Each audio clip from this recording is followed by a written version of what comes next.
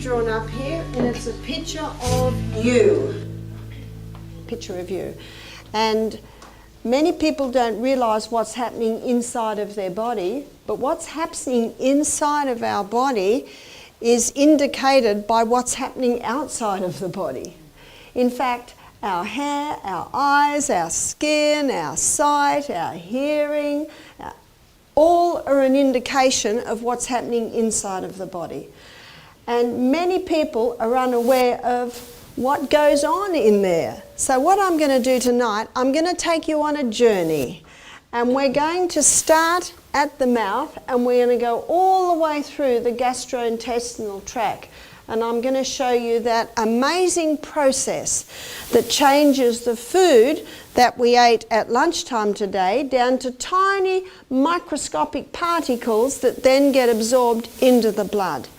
Now, at any point in that journey, if digestion is not running as it should, that basically can inhibit the proper transfer of those nutrients into our blood, and thus affect our ears, eyes, etc., our hair, etc., etc.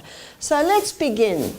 And all the food that we eat goes in one place, and that is the mouth.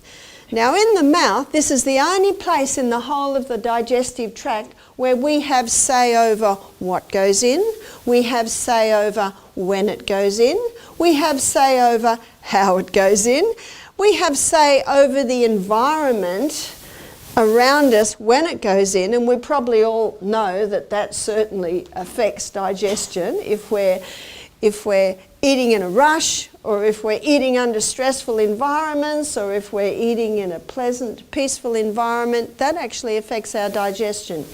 We also have say over how long it stays in our mouth.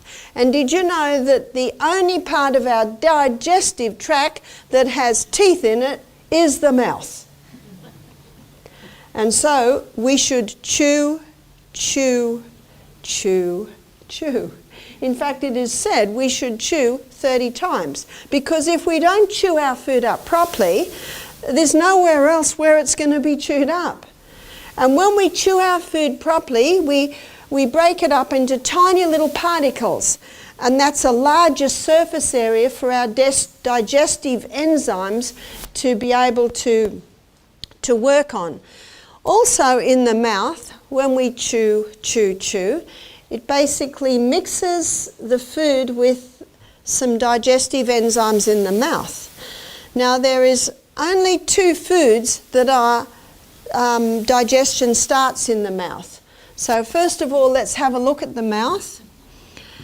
That's the first organ we're going to look at, and the mouth pH is alkaline. And the enzyme that starts working on the food in the mouth is ptyalin. And ptyalin is an enzyme that breaks down starch, or another word for starch is carbohydrates. But let me tell you something interesting about the starch that is broken down by the ptyalin. There is no ptyalin in the mouth of a baby. And the first teeth that a baby gets is 4 at the top and 4 at the bottom. And those 8 teeth are called milk teeth, because that's all babies should have. Milk. Now, there's a misconception today that babies should start eating food between 4 and 6 months of age, but it defies reason. How can a baby eat food if it has no teeth? Am I right? And you know there's been a death and no one attended the funeral because no one knew he died. It was the death of common sense. Are you interested in lying down and being fed slop? Isn't that what people do to babies? Now, when a baby sucks the nipple or the teat, they suck with their tongue and their top lip like this. And if a baby has no teeth, and the mother, because she's been told to feed the baby food, she has to blend it all up and make it like slop. And she puts it in the baby's mouth, the tongue and the lip meet, and what happens to the food? It comes straight back out. And I know when I had little ones, people used to say, Barbara, you just keep scooping it up and shove it back in. That defies reason. It defies reason. So babies should not eat any food till they can sit upright, till they can actually get the food and put it to their mouth. But that's not enough. The baby should also have teeth. But the top 4 and the bottom 4 are tearing teeth. And they're called milk teeth because that should be the baby's main food. And these teeth start coming about 7.5, 8 months, and they're usually through maybe by 12, 13, 14 months of age. But you know, that's a good time for baby to start having little tastes. An apple in a net bag so they can suck on it. A celery stick, or that thick stick from the leaf of the lettuce or the cabbage. They're good things for them to suck on, having little tastes. Or chew all the corn off a cob of corn and give them the cob. And they'll suck away on that for ages, and they're such social little beings that they think they're doing what you're doing, isn't that right? But they should not have any starch until the molars appear. The molars come through back here. And what do molars do? Molars grind grain. And so you see, babies should not have any grain until the molars are through. And when the molars are through, then the glands in the mouth produce ptyalin. No ptyalin is in a baby's mouth until the molars are fully through. When do the molars come through? Between 16 and 18 months of age, sometimes 20 months of age. Do you know we have a lot of babies with malabsorption syndrome in the gut because they were fed starch too young? And how many mothers are told, because they say, my baby won't sleep through the night, so they're told, oh, give the baby Farex or rice cereal at night and the baby will sleep through. Baby will sleep through, the baby's knocked out. It's got this lump of glug in its stomach that it can't do much with. I've had four parents email me in the last month. My baby's got constipated. My baby has not gone to the toilet for a week. Have you done something different? Oh, I'm feeding my baby food. What are you feeding the baby? Oh, cereal, bread. How many teeth does the baby have? 2. I said, stop. And then I summarise what I have just told you. The baby has no ability to break that starch down until the molars are through. So they stopped the starch. I said, just put the baby on the milk for now, maybe a little bit of fruit, and then they emailed me back. I got an email today. Oh, in capital letters, wonderful news, the babies. Put up your hand if you've heard this before. Not many, 4. Most people don't know it. Now, most baby feeding brochures, what's on the... You read the back. Who wrote the baby feeding brochures? Heinz Baby Food. What are they going to tell you? If you can start feeding your baby at 4 months, they're going to make a lot of money out of you, aren't they? I never made baby food. Because by the time my toddlers were eating, they could sit, they could chew because they had teeth, and they were feeding themselves. I'll tell you, it's so easy. So easy. So that's the main food that is broken down in the mouth is starch or carbohydrates. So that's your cereals, your breads, your cakes, your pastas, potatoes, things like that. There is one other food that is broken down in the mouth, and it's saturated fat. So saturated fat is coconut oil, palm oil, cocoa butter. You get a bit of saturated fat in your avocado, your macadamia nut, and the animal fats are saturated fat. They're the only fat that's broken down in the mouth. Underneath the tongue, there are sublingual glands, and they release lingual lipase. And lingual lipase is the enzyme that breaks down the saturated fat. So lingual lipase is the enzyme that breaks down saturated fat, and the ptyalin, the starch. They're the only things that are broken down in the mouth. So make sure you chew your food well so they can. Then we come down into the stomach. So the next organ we're going to have a look at is the stomach. And the pH of the stomach is acid. It's the only part of the body that should be acid. If someone says, I've got a very acid stomach, I say, fantastic, it should be. Now there's only one food group that's broken down in the stomach, and that is protein. Nothing else is broken down in the stomach. Starch digestion stops in an acid environment. The saturated fat, it basically just plods along with a little bit of a breakdown. It is protein that's broken down in the stomach. So let me show you how this happens. The stomach is lined with huge big folds like this. And around the folds are gastric glands. And 3/4 of these gastric glands release mucus. And what mucus does is it causes a thick mucosal lining to protect the stomach. Down here, these little glands down here, they release hydrochloric acid and they release pepsinogen. Now that release can only happen in a very acid environment. That's why it's important not to drink with your meals, because if you drink with your meals, you'll water down your hydrochloric acid.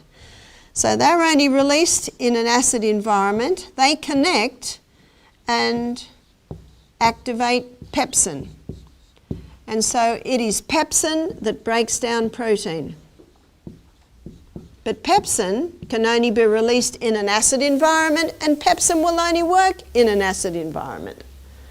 Most people don't realize that's the only thing that happens in the stomach. Now something else is happening in the stomach. These are called the parietal glands. The parietal glands release the intrinsic factor. So I'm going to give you a little description of what happens with B12. B12 is bound up in food. And when B12 gets into the stomach, the hydrochloric acid breaks the B12 from an R protein, releases it. And then as it goes further down the small intestine, B12 and the intrinsic factor unite. And then about here in the last part of the small intestine, B12 is absorbed. But it can only be absorbed if it's linked with the intrinsic factor. B12 is an airborne bacteria, so you'll find it on homegrown vegetables, you'll find it in rainwater, you'll find it in organic root vegetables. A lot of people don't realize that you can get B12 there. Now, there is an enterohepatic circulation that happens with B12, and that goes through the liver and back here, through the liver and back here. And most of the B12 that we eat in food is recycled. So someone can have no B12 for 30 years and not show a B12 deficiency. So why do people get low B12? It's because their gut isn't working properly.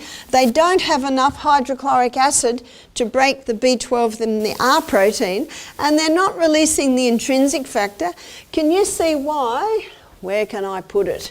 My big why. Can you see why people suffer from low B12? Meat eaters and vegetarians both alike can suffer from B12. I hope I didn't lose you there. Stay with me.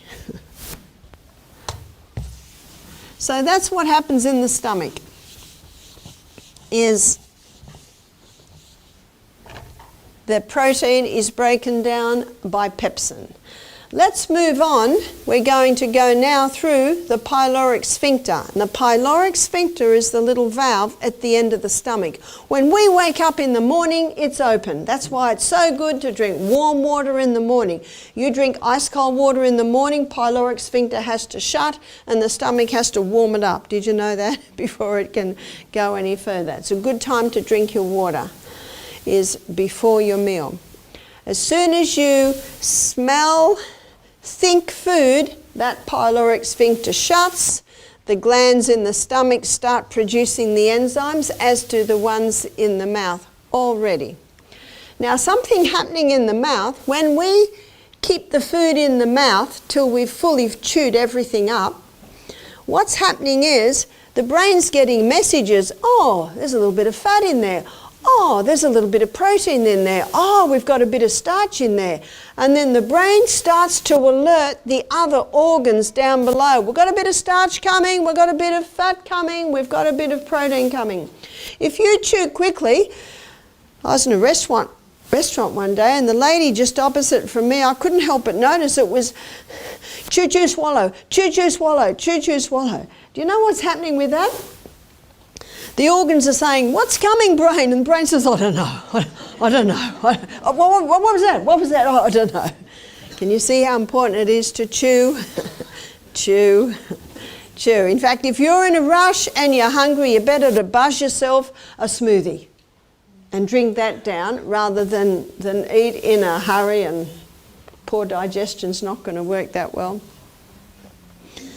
So the stomach, as you can see, it needs time. It needs your mouth to have chewed everything up properly. And what the research shows is that digestion averages 3 to 4 hours. And then the stomach loves a rest of 1 hour. So what does that equal? That equals 5 to 6 hours between meals. And what do many personal trainers, nutritionists tell people to do? Eat every couple of hours. Well, you see, this pyloric sphincter, it has sensors. Now, let's say breakfast comes in. There it is, chomp, chomp, chomp. When it starts to get broken down to the right state, the pyloric sphincter opens, and little by little the food starts to come through. And let's say 10:30, 10 o'clock in the morning, morning tea. Maybe it's a biscuit and a cup of coffee, maybe it's a cake and a cup of coffee, maybe it's a pasty, a sandwich, a pie, or maybe the person's really healthy and it's an apple and a handful of nuts. Whatever it is, comes in, pyloric sphincter gets the message, quick, something's just come in and it's not broken down, shut the gate. And it remains shut until this gets broken down. Maybe it'll take an hour or so and join the other. Then pyloric sphincter opens, and little by little bit more goes through.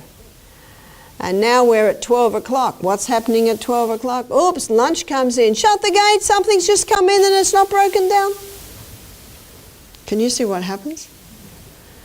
And research has shown that at the end of the day, there can still be some breakfast in the stomach. Now, have you heard of Michael Mosley? He's famous for the 5-2 diet. He's written a book called Fast Diet.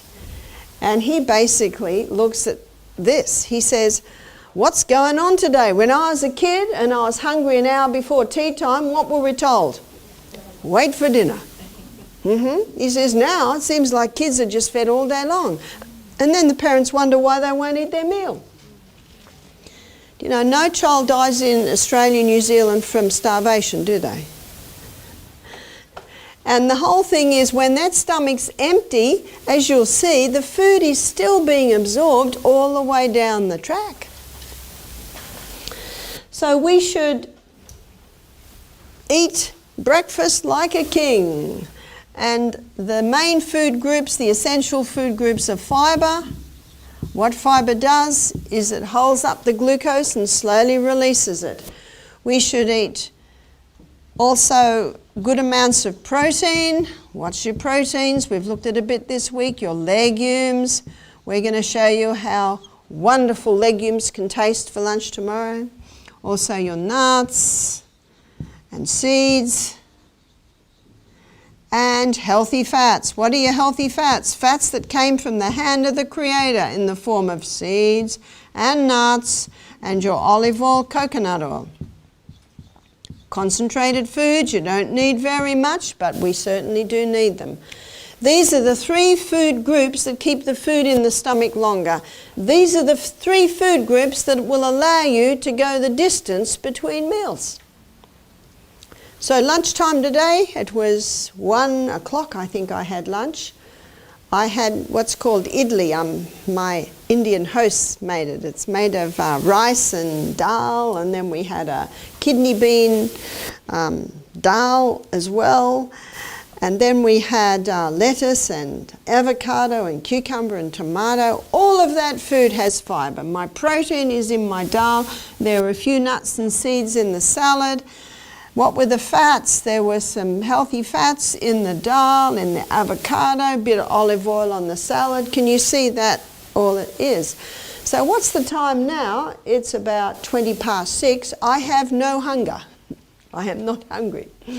Now, if I get a little bit hungry after working hard tonight, last night I was very hungry when I got home, so I had a kiwi fruit and a banana.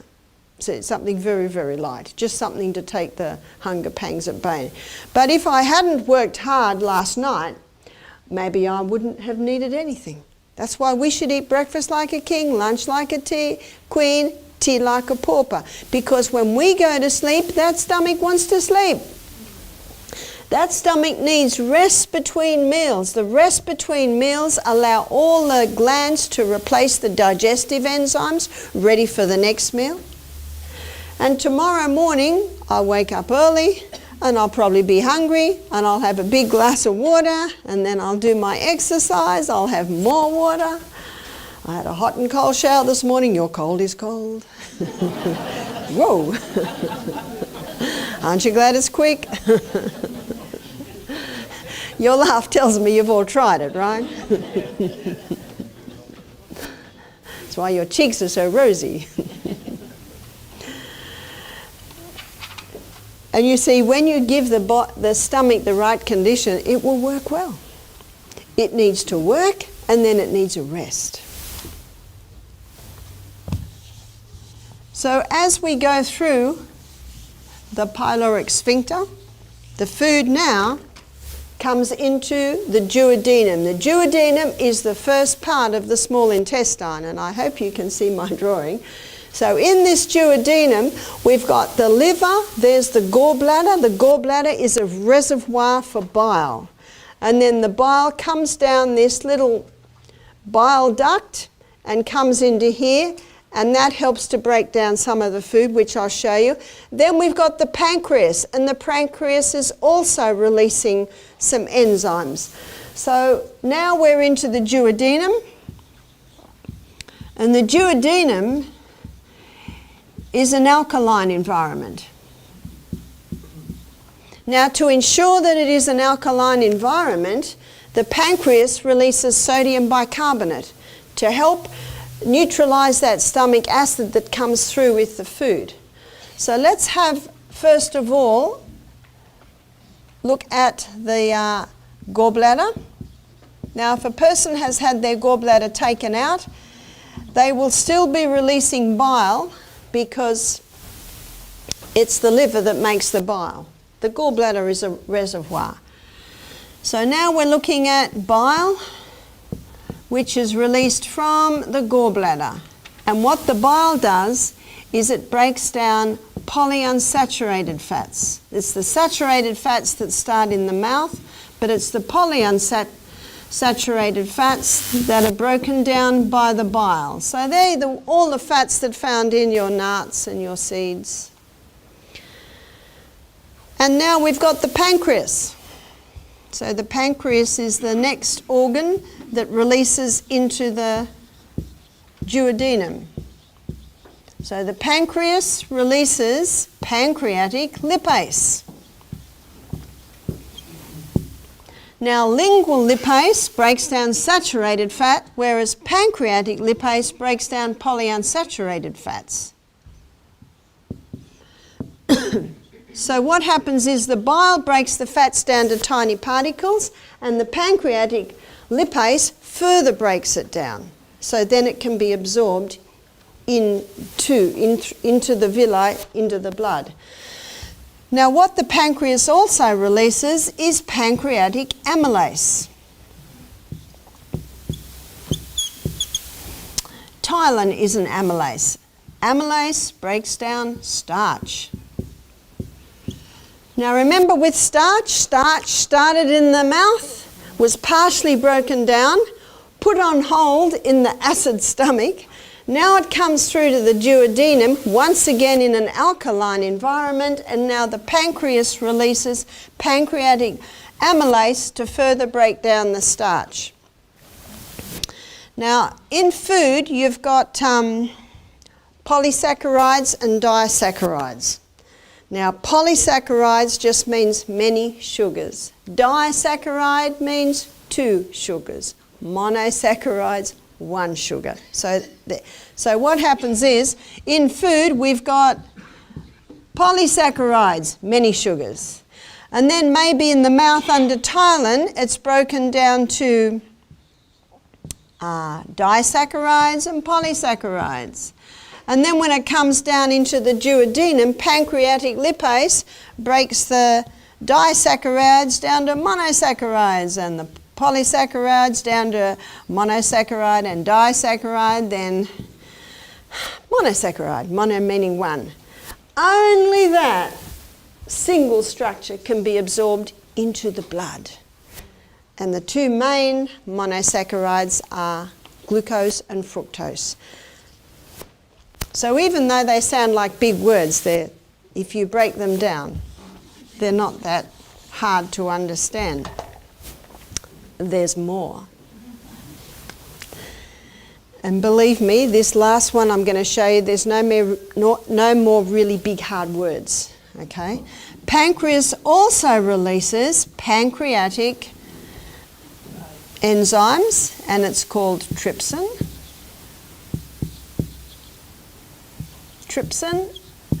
And there's another one that it releases called chymotrypsin.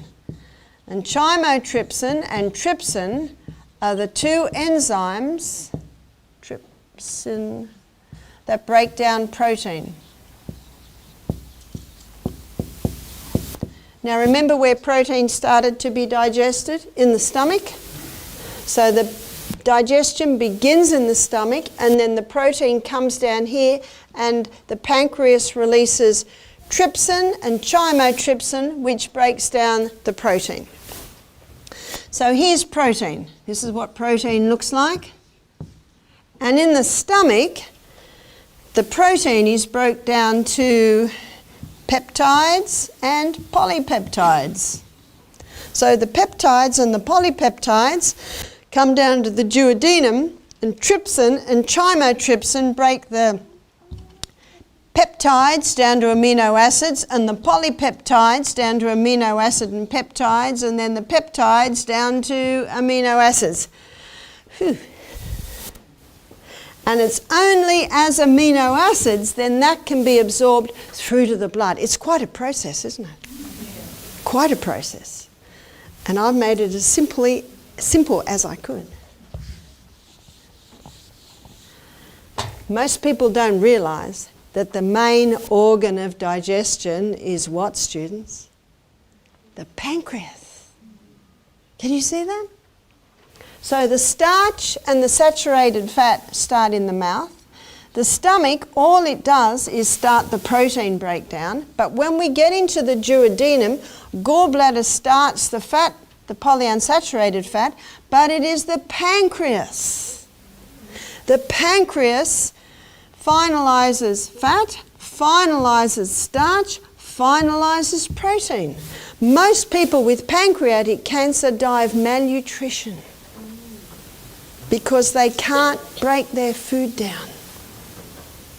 That's why if someone has pancreatic cancer or pancreatitis, they should go on digestive enzymes to help break down the breakdown of their food. In my next lecture at 7:30, I'm going to go through the gastrointestinal tract again, and we're going to have a look at every stage how you can bring about healing. Well, students, we've now come to an auspicious time which is called the grand finale of digestion. So we're down in the duodenum and we're coming down into the small intestine. You see here, let me draw. The lining of the small intestine is lined with little villi. And up in the middle of the villi is a lacteal, that's part of the lymphatic system. And all through the villi is the little capillaries carrying your blood. And covering the villi is a thick turf wall. And that thick turf wall is made up of bacteria and a few yeasts. It's called Lactobacillus acidophilus bifidus bacterium. There's a thick turf wall covering the villi. And that villi play an important role. Their covering is what does the final touch, as I said, the grand finale on digestion. These bacteria are responsible for the final breakdown. In fact, that bacteria is responsible for releasing the B vitamins. And that's why sauerkraut, miso, yogurt, all your cultured foods, they release B vitamins.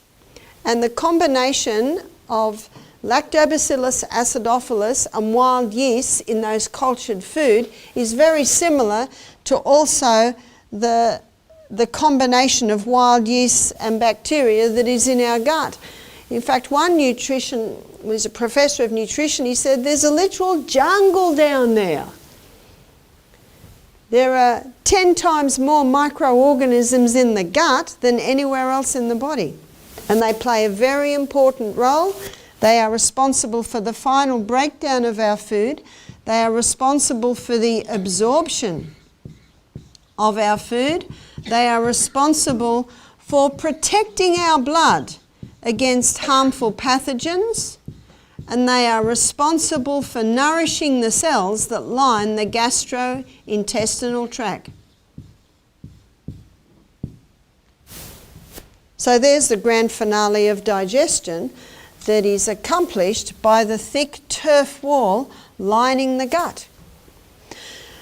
Now let's say someone has a compromise in that thick turf wall. What would compromise it? Antibiotics, statin drugs, contraceptive pill, cortisone, or your steroid drugs, a lot of your painkilling drugs. Now we've got some gaps in that thick turf wall. And wherever you've got those gaps, you've got a compromise in the final breakdown of your food. You've got a compromise in the absorption of the food. You've lost your border protection. That's your border protection. So harmful pathogens can come out of the gut and get into the blood, and the cells that line the gut have lost their nourishment. Ooh. In my next lecture, I'm going to show you how you can build that up. But I want to show you something else a little bit scary. Now, this cell just here is a very happy cell because it's got nourishment from that flora. But this cell here is a very unhappy cell because it has no nourishment, because there's no gut flora there. The hybridized wheat, when it is eaten and breaks down in the gut, breaks down to a substance called glutamorphine. What's morphine? It's an opiate derivative. Also, especially the altered milk that we see today, the dairy milk, especially in a gut that can't handle it, it's broken down to caseo, morphine. So for purposes of illustration, here's your glutamorphine. Here's your caseo morphine. Let's have a look at what happens. Glutamorphine comes along here. Happy gut cell has the ability to knock off the morphine, so only gluto gets in. Caseomorphine comes along. Happy cell, healthy cell, can knock off the morphine, so only caseo gets into the blood. Let's come over here. glutamorphine comes along. This unhappy cell does not have the ability to knock off the morphine. And so glutamorphine comes into the blood. Same with caseomorphine. Caseomorphine comes into the blood. The blood takes it to the brain. The opiate receptor sites on the brain pick it up. And these can contribute to mental illness. There are 2 books, if you're interested in pursuing that line. One's called Gut and Psychology by Dr. Natasha Campbell McBride. The other one is called Brain by a neurologist called Dr. David Pert-Muller. And he cites in his book psychiatrists who take their schizophrenic patients off wheat, off dairy, 50% improvement. Also Bruce Fife in his book Stop Alzheimer's Now, he shows that it can improve an Alzheimer's mind by stopping the wheat and the dairy. Stop Autism Now is his other book. And Jenny McCarthy, apparently she's a movie star, she wrote a book on how she conquered her son's autism. When she stopped the wheat and the dairy, 50% improvement. So can you see what's happening here is that it's just not the hybridization of the wheat and the changing of the milk, it's also the state of the gut. And Dr. Andrew Wakefield, I call him Dr. Andrew Wakefield. He's lost all his credentials now because of what he did. He's a gastroenterologist from England, and he noticed that a lot of children coming to him with gut problems were also autistic. They also had problems in their brain.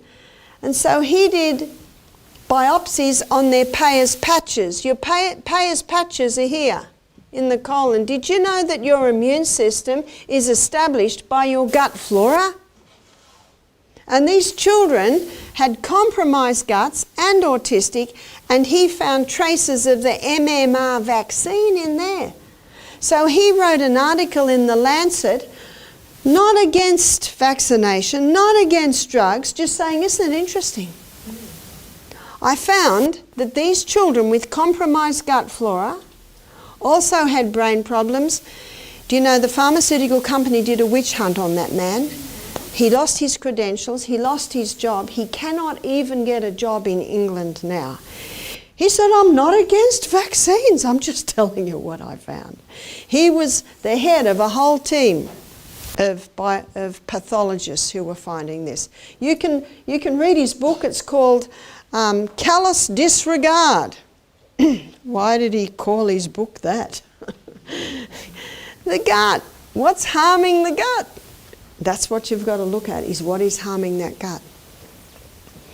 Because when you get in a compromise in the breakdown, a compromise in the absorption, a compromise in the protection, a compromise in the nourishment, I've just given you a little bit of an indication of the problems that can arise. And again, there are many books written on this that you can pursue those things. Whew. Now, if we haven't got a compromise, if our breakdown, absorption, protection's working well, our food gets absorbed through to the blood. Now there are little receptor sites here for the different food that's coming through. Let's have a look at the one for glucose. There's a carrier that carries glucose through to the blood. But the carrier says, I will not accept you glucose unless you come with a molecule of sodium. And that's why it's so important to have salt with your food. Because when you eat salt with your food, and by the way, doesn't it make food taste nice? Our palate tells us we should be having salt. What's a baked potato without salt? And I can tell you lentils are no good without salt. But as I showed you last night, there's salt and there's salt. We need to take salt the way it's found in nature with all of its minerals. So that's your Celtic salt or the Himalayan salt. When the sodium's present, then the carrier will take the glucose through to the blood. Your saturated fats, they go straight through to the blood too. They go up to the thymus, then to the liver, and they're burnt as fuel. Whereas your polyunsaturated fats, they get absorbed through to your lacteal, taken up to the liver, and the liver stores your polyunsaturated fats in your nuts and your seeds, because those polyunsaturated fats are used exclusively for cell membrane and repair. So you can see the grand finale of digestion is dependent on a few things. Now, by the time we get down to that last part of the small intestine, in fact, halfway through, all the nutrients are absorbed. And as I showed you previously, it's right at the end here in the ileum where the B12 is absorbed. When the contents of the small intestine comes into the large intestine, it's basically liquid. So one of the main functions of the large intestine is to take water out so stools are formed, so that when it comes through this end, it has form. And here is the appendix. Did you know that God didn't make a mistake when he put that there? The appendix has an important role to play in the functioning of the colon. The appendix is called the oil can. So what the appendix does, it helps to lubricate the contents to get it through and out with ease. The appendix also releases antibacterial fluid, so that if what's coming out of the small intestine, because it has a lot of sugar with it, and by the way, meat putrefies, so by the time it comes out, it can be pretty toxic too, and so the appendix releases a lot of antibacterial fluid to try and calm that down before it comes out of your body. So one of the main things for the colon is to take water out and move it through. Now you'll notice there are lots of little grooves and corners in our colon. It needs to be swept every day. What sweeps the colon is fibre, and the highest fibre food is your vegetables. Vegetables are high in fibre, high in minerals, low in sugars, whereas your fruits, high in fibre, high in sugars, and low in minerals. So your vegetables are more your healers. And as I mentioned earlier in the week, the best food for people conquering cancer is to veer more for your vegetables. There's all your fibre. All your plant foods have fibre. Meat has no fibre, and it is known to get caught in the little crevices. So anyone who wants to eat meat, you've got to have a lot of vegetables with it to help move it through. Dr. Kellogg, very famous doctor who wrote encyclopedias on health, he said 3 intakes of food a day should equal 3 evacuations a day. He said if a person goes once a day, they are constipated. In my next lecture, I'm going to show you how to move that if it needs to be moved, and I'm going to show you how to slow it down if it's going too fast. Notice as we come through here, we come to a loop in the large part of the small intestine. And you see this little red thing here, it is a muscle. And the muscle holds that little loop up. And how we love that little muscle, because it prevents us from being incontinent. And that little muscle is called puborectalis. And puborectalis is always taut, holding up that little bit so that we aren't incontinent. Now there is a way to open it so that you can pass with ease. So here is the throne. And here is the person sitting on the throne in the morning. Sorry, I'm not a great drawer, but you get the gist. When the person sits, puborectalis is still held up and taut. But if the person puts a little stool in front of the throne so that their legs come up like this in the squatting position, puborectalis relaxes. Puborectalis will always relax in the squatting position. So puborectalis relaxes. That allows the colon to open right up, and the contents are passed with ease. So you can spend $2 at Crazy Clark's and buy a little plastic stool, Or you can go a little bit better and go to, Bed Bath and Beyond? Do you have those shops? And they sell Squatty Potty. That's right. You can be very classy with your Squatty Potty. And Squatty Potty is basically a little plastic thing that sits around the toilet. Sorry, that's not a very good drawing. Something like that. And it can be pushed in when not used and pulled out when used. And many countries today still squat to go. And when I was in Bali, I was walking along the street, and you have a look in the mechanic shop. And all the mechanics, they're fixing the cars like this. And then you walk over to the markets, and all the ladies are sitting like this, and they're talking like this. So a lot of Aussies are not used to squatting, but you can get used to squatting. And if you're not used to it, try squatting. Oops, sorry, I've got stuff there. Try squatting against the wall. And it's usually your thighs that won't let you to. Because when you squat like this. What really grabs is my thighs.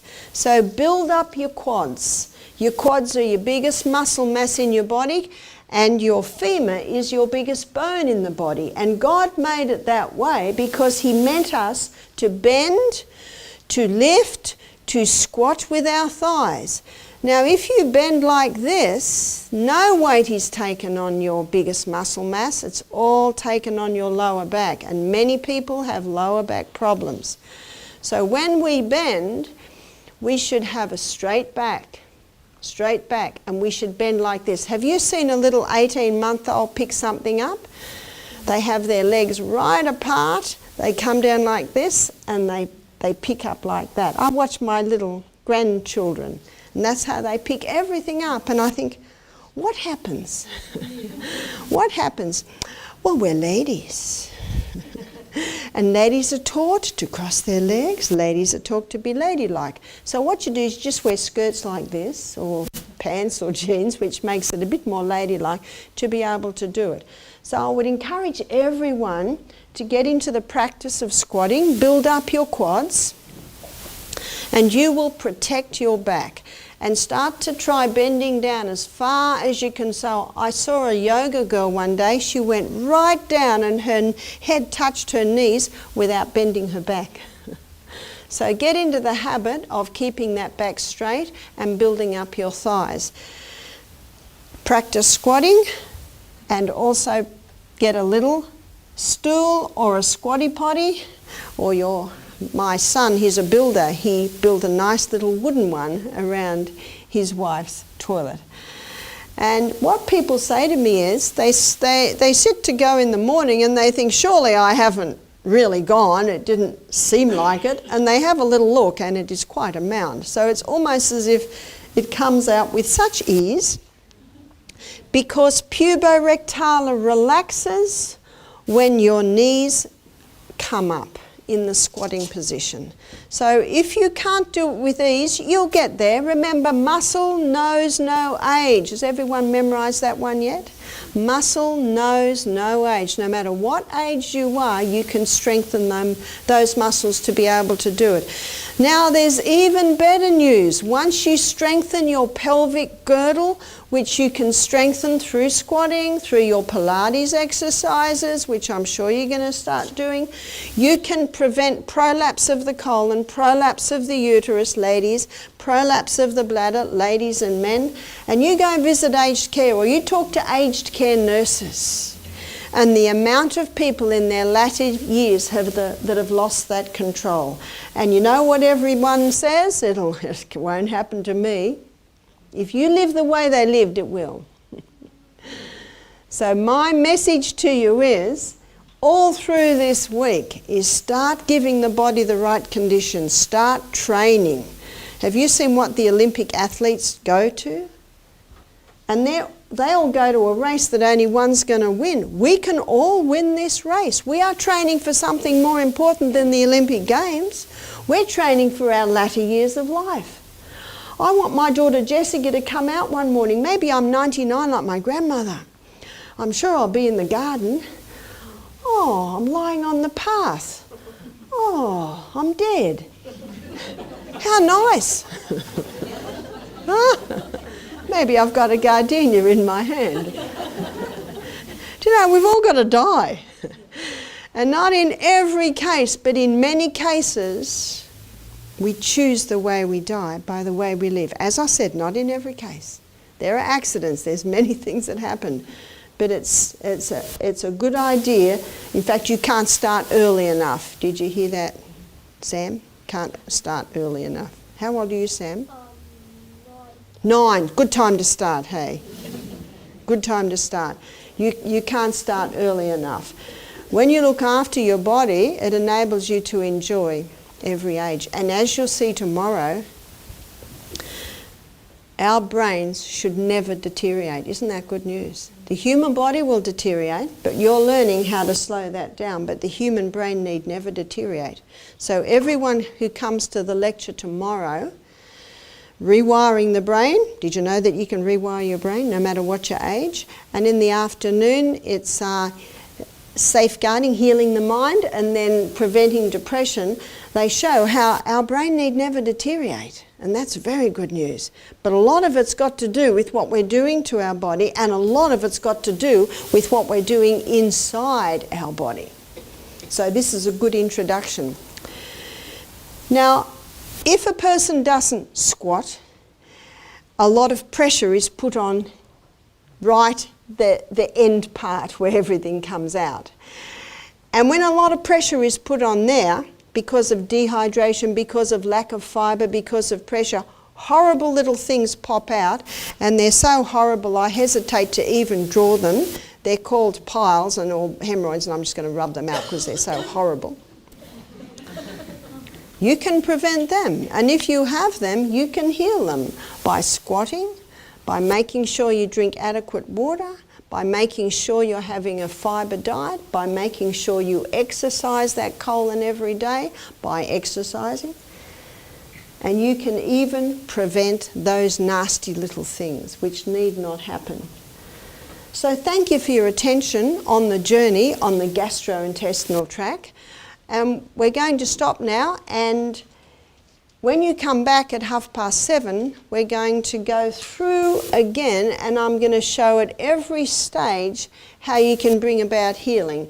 If your stomach works too much, we can show you how to slow it down. If your stomach is not breaking down your food properly, we can show you. If your liver's not working well, if your pancreas isn't working well, if your colon's going too fast or too slow, at every stage there are things you can do to heal that.